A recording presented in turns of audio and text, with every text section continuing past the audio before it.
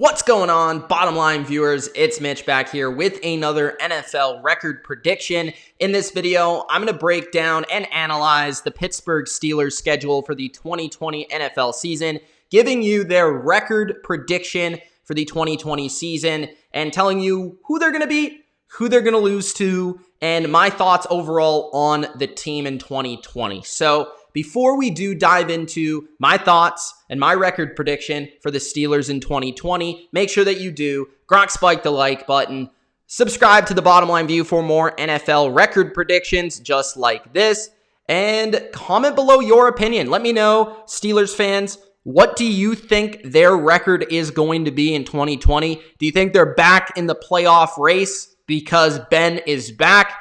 Or do you think Ben's not going to be the same type of player? Do you think they're going to miss the playoffs once again? Let me know in the comment section below.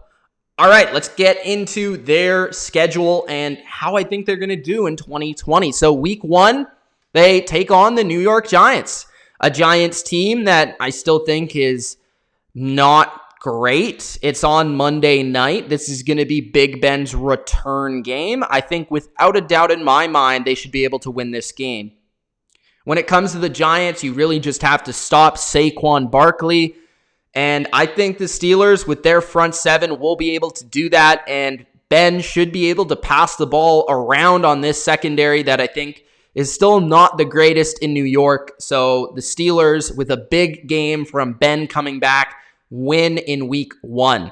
In week two, they play the Broncos, which I don't think will be an easy game. I actually think this one will be quite difficult, even in Pittsburgh, because I think the Broncos are extremely talented, and they especially have a very tough defense. I think this game's going to be under 20 points for both teams, but I do see Pittsburgh being able to pull it out at home early in the year with their home opener. I think Drew Lock will still be a little green early in the season, and the Steelers' defense will be able to take advantage.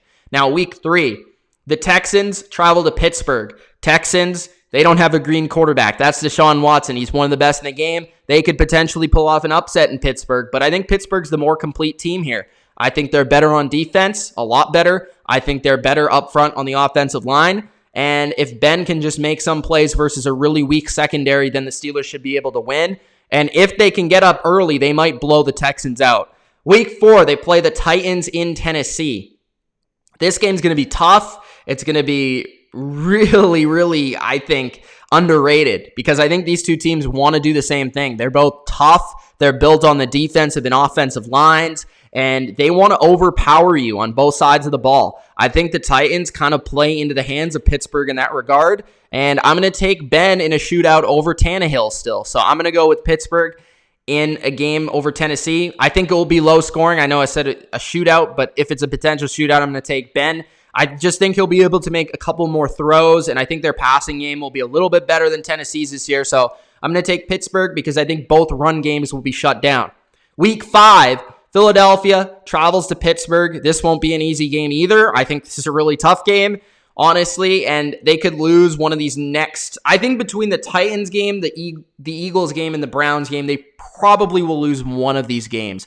But I'm not quite sure. And when you look at the Eagles, they can really stop the run with their front with Fletcher Cox, and they added Hargrave to it, as you guys know. And their secondary is a little bit better with Darius Slay and all that. Their offensive line's really good. Carson Wentz a beast. But they don't really have the receivers.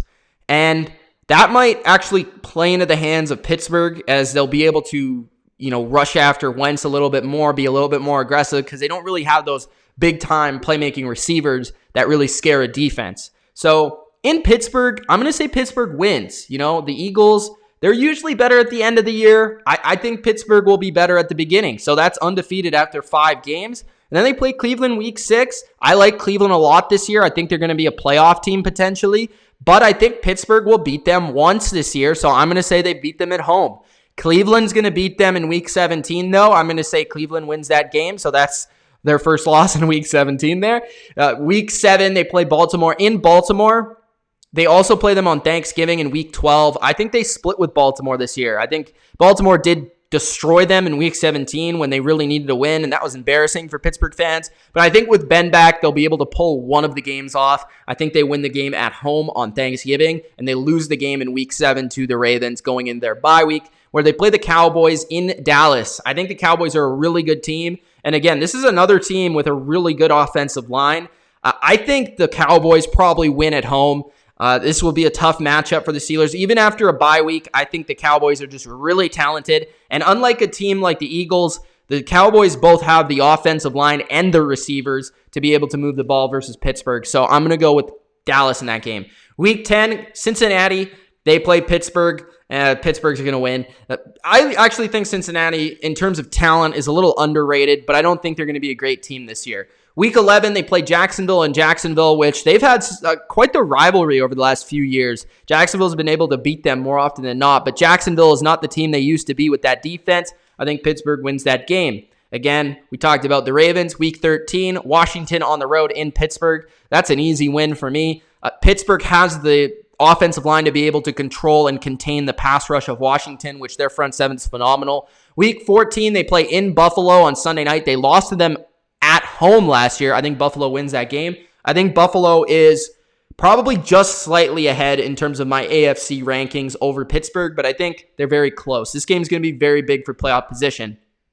Week 15, Cincinnati at home versus Pittsburgh. Pittsburgh seems to have Cincinnati's number, although I wouldn't be surprised if Cincinnati does actually pick this one up. It's Monday night. You never know with the home dog on Monday night. That's always a thing.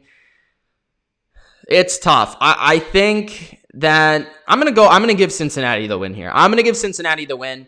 I very well could be wrong, and probably most people will pick Pittsburgh in that game. But I think Cincinnati is, like I said, a little bit underrated in terms of their talent. They have a very ferocious defensive line. They improved their secondary. I think Joe Burrow is going to be a good player. And I do think on Monday night, it's always difficult to go on the road and win, especially after a very tough game versus Buffalo. That's going to be very just hard-nosed, rough, and probably pick up some hurt, hobbled players in that game. Week 16, you play the Colts at home. The Colts, I think, are one of the better teams in the AFC South this year. That game's interesting. It's Rivers versus Ben.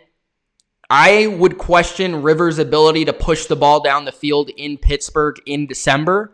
So for that reason, I'm going to go with Ben, who I feel like even with the injury will have a stronger arm in that weather than Indianapolis. These two teams, though, I think they're very close. So that's what I have for the Steelers. I actually have them at 11-5, which in my record prediction for every team, I had them only at 9-7. So I guess I'm a little bit higher on Pittsburgh than even I thought, but I think Pittsburgh's a really good team this year. I think they're loaded on both sides of the ball, and I think with Ben back, they should be a much better team and much improved. I don't see the schedule as very difficult. When I really look at it, I think the most difficult games are playing Baltimore twice, going to Dallas, going to Buffalo. But other than that, I mean, they could beat anybody on their schedule, really, I think. I think they could win. I think they could win as many as 12 games, and I think they probably are no worse than 9-7, in my opinion. I think the Steelers are a good team this year. I know there's some people out there that don't think they're very good this year. I just don't see where their roster isn't built, and I believe in Mike Tomlin at least as a decent enough coach to get the job done, and he was great last year. So there you go. Pittsburgh Steelers, 11-5, and I have that as second in their division, just behind Baltimore. So pretty good. They'll end up making the playoffs in 2020.